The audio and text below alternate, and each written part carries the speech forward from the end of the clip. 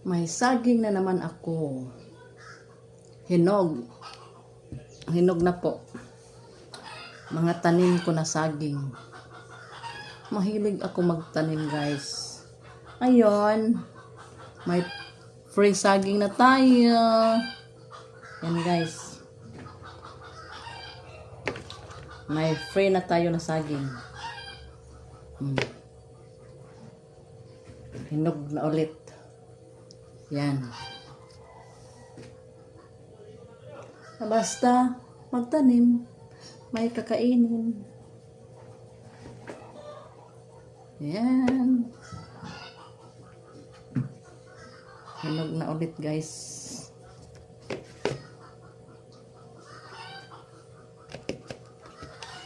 Ayan, guys, ang aking saging.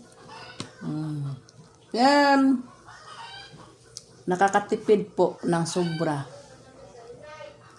magtanim para may kakainin, para makatipid, kaya magtanim.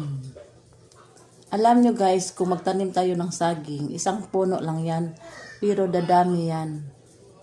Kaya ugaliin na magtanim ng pagkain pareho sa saging, magtanim ng mangga, magtanim ng mga prutas, magtanim din ng mga gulay para mas lalo tayong makatipid dahil mahal na ngayon ang mga pagkain. Kahit mga spices, mahal na. Kamatis, sibuyas, mahal na, guys. Kaya ugaliin po natin na magtanim para makatipid tayo dahil lalo talagang magmahal ang pagkain, guys, dahil palaging may baha.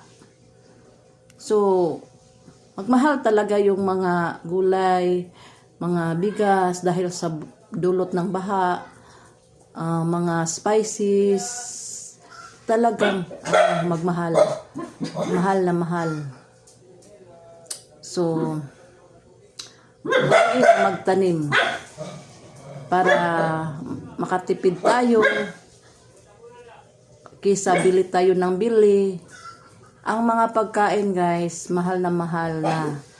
Ang mura, sahod. Dito sa Pilipinas, guys, ang sahod mura, pero ang bilihin mahal. O ang karne nga, ang 360.